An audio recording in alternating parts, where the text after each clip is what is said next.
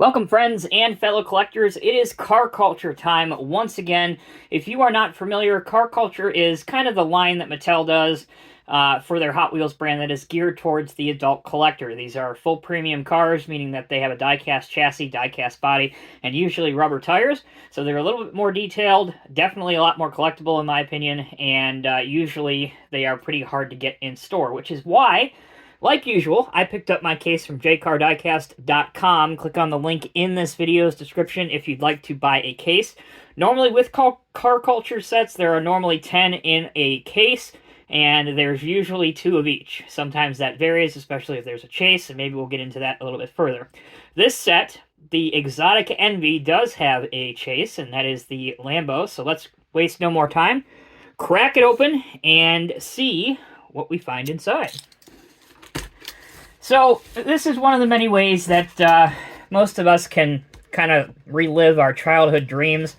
I'm sure most of you, like I did, had pictures of supercars up in your bedroom when you were younger.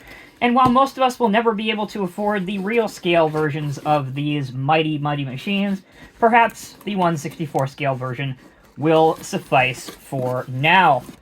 Alright, let's take a look at what we have. It is upside down, but we may, you know what? I think we do.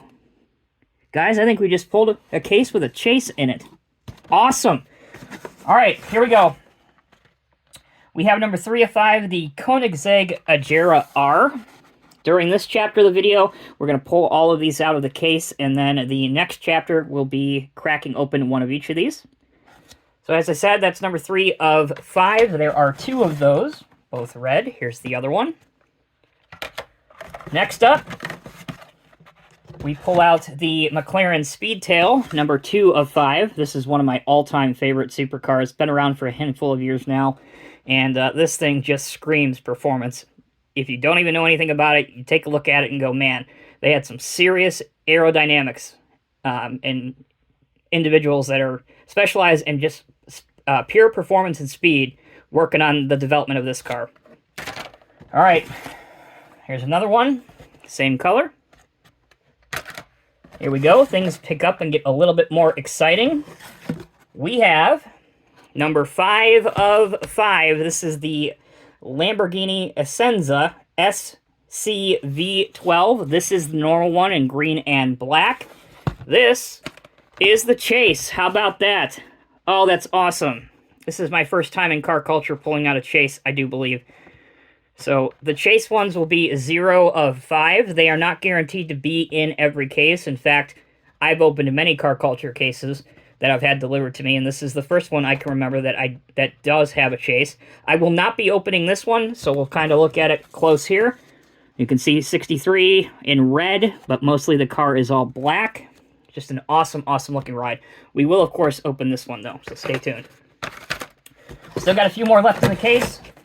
We have the 1969 Alfa Romeo 33 Stradale in yellow. Boy, that looks good. And the card art on these is absolutely incredible. It's almost a crying shame. I know I mention this pretty much every time I do a car culture case, but I wish that they would, for car culture, at least come up with a different style packaging so you don't have to totally destroy the card to get the car out. Something maybe to put on the back burner for Mattel. Something to think about. Here's the other one. And last out of the case, ladies and gentlemen, we have 2 of the 1994 Bugatti EB110. There you go. There's the car. There's the card. Okay, let's pause momentarily. When we come back, we'll have the spin table out, and we'll take a look at each and every one of these up close. All right, everyone, welcome back. As you can see, we have the spin table out. Let's not waste any more time. Let's get to cracking. First up, we have the Alfa Romeo 33 Stradale from 1969. This is one of the first road-going supercars produced by an Italian manufacturer. Here is the car.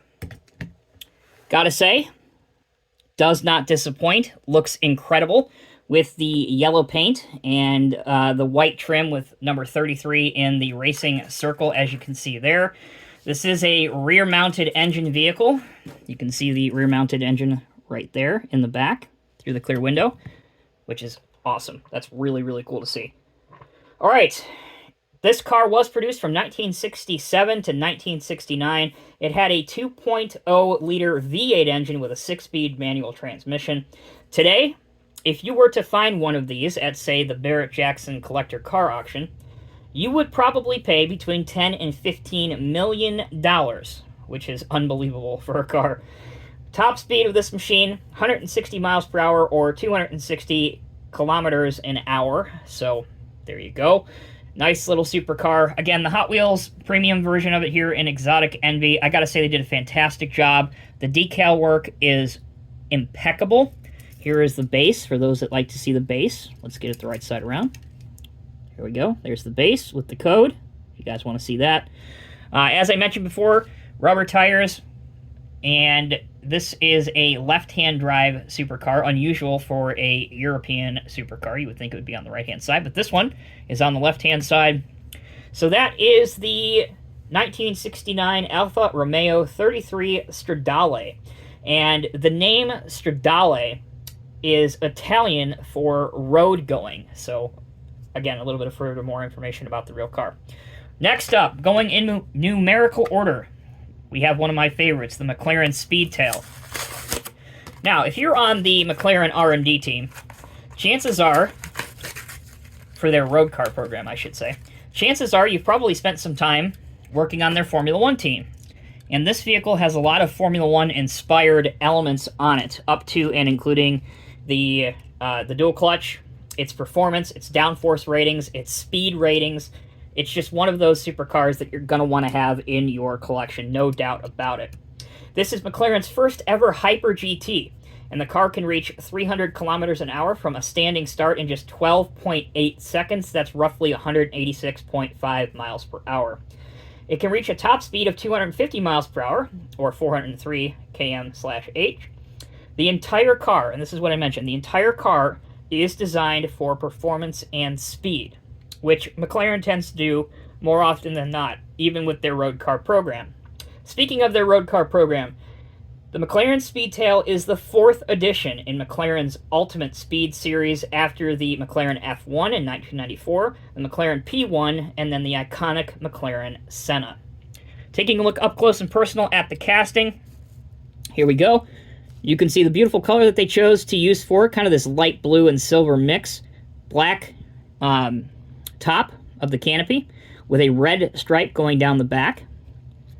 All of the lines, everything that is on here, again, as I mentioned, is designed with aerodynamics in mind. There's the back diffuser, what that looks like. For those that like to see the chassis of the car, we'll go ahead and take a look at that. There you go. And on the front, we have the McLaren logo, as well as some headlights and the front splitter. Again, probably my favorite out of this entire set, the McLaren Speedtail.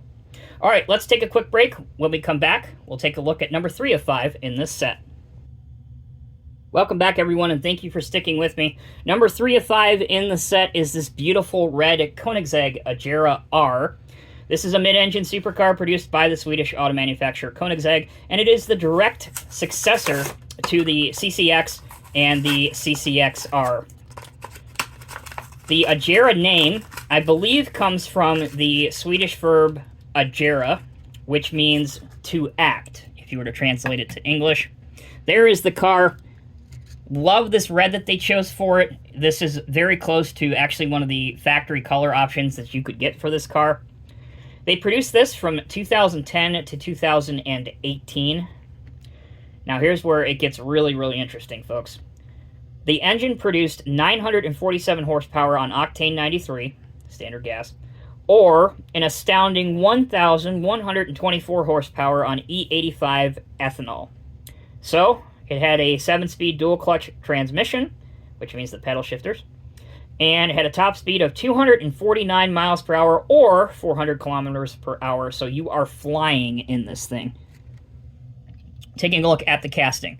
I said I love the color on here. I really, really do. The only thing that I think doesn't quite look right is the plastic spoiler that they used. You can see it's kind of an off-color red because it's plastic and not metal. So, of course, the color match isn't going to be great. If we look at the hood, you can see the lights and the black pieces. Those are hood vents, again, to allow air to escape from underneath the car. And then there's your front splitter as well. The wheels they chose for this, I'm a huge fan of. Blacked out wheels. And for those that are interested in the base, here's the base. So there you go. All right, next up, we go to the 1994 Bugatti EB110 in this beautiful blue color. Let's crack it open.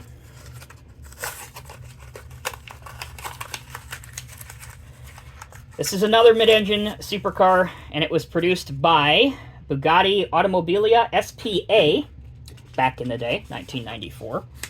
I believe it only enjoyed a 2-year production period and production run from 1994 to 1995. And the engine output on this vehicle, 553 horsepower, pretty impressive, which gave it a top speed of 209 miles per hour or 336 km/h. So again, you are flying in this car. Here's the top, clear windows. Going to the back, you can see the rear-mounted engine, which everybody in the know calls it a mid-engine, which is wrong because it's in the back, but we won't get into that. There's your lights, which again are helped along by clear see-through lenses, part of the window casting. It just pops through on the die-cast component.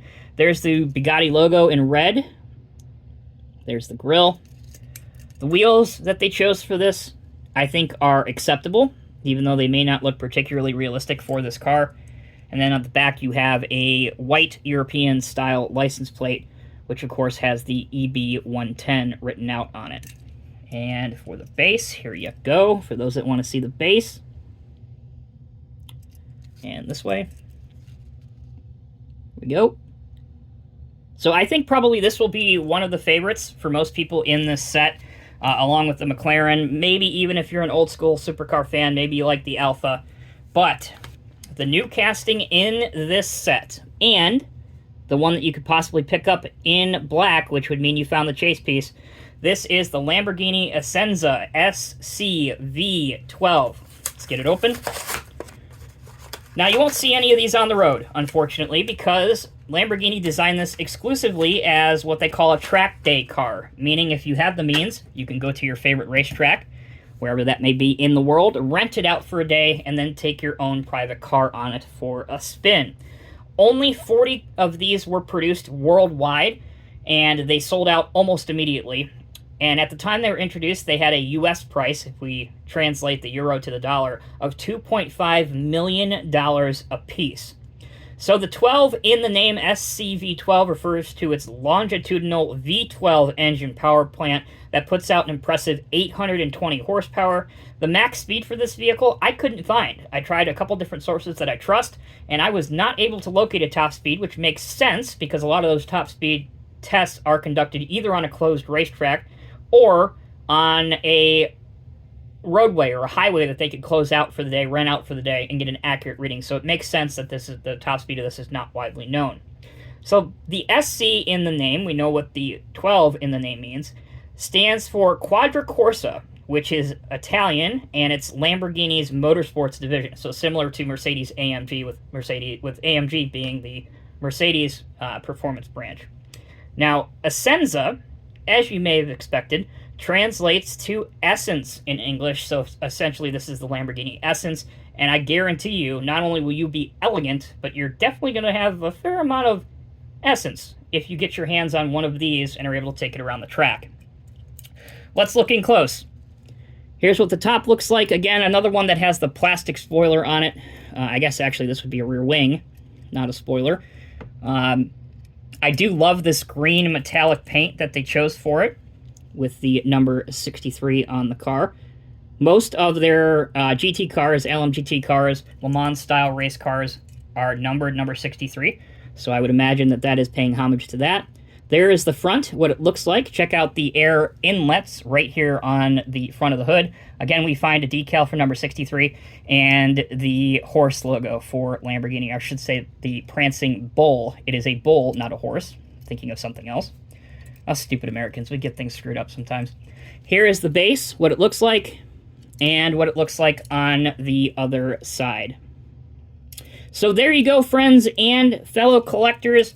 That is the entire set of Exotic Envy for 2022. Again, a massive, massive thank you to James and the crew at J-Car Diecast for holding on to a case of these for me so I was able to pick it up when I could and be able to show it to you here on the channel.